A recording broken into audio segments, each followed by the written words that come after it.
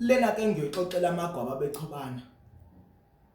Impela ithi ngabankulu ingabusazekeka ngiyazama ukuyizeka ngehluleka lomhlaba usuphenduka isihogo ngiyakutshela.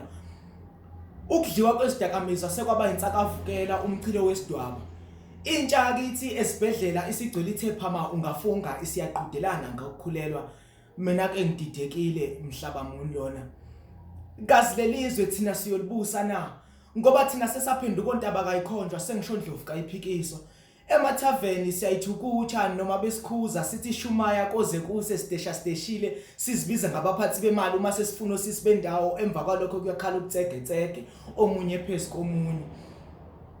Ukuphuma komphefumulo sekwaba isinkwa sangemihla ngemihla. Imihla ngemihla ipiki nefosholo emathuneni kuyombiwa. Mina ke ngididekile ukuthi mhlaba muni lona. Nalaba bazanyiwe ngeziyalo bayala kodwa bona basaqhubeka nodlame bayala.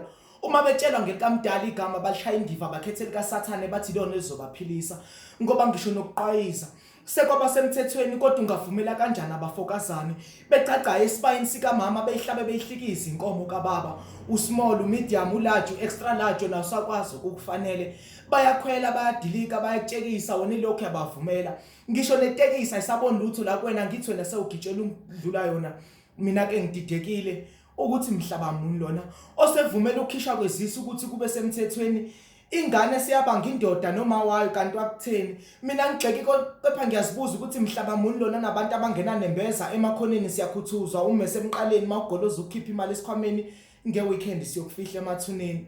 Thina kulomhlaba sesaphila namadoda angewona amadoda ngobudoda kepha ngamadoda ngokushaya abantu besifazane.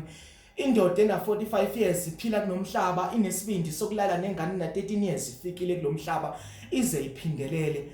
Mina ke ngididekile ukuthi mhlaba muni lona esiphila kuwo namhlanje Stronus ngusicelo kaNtanzi.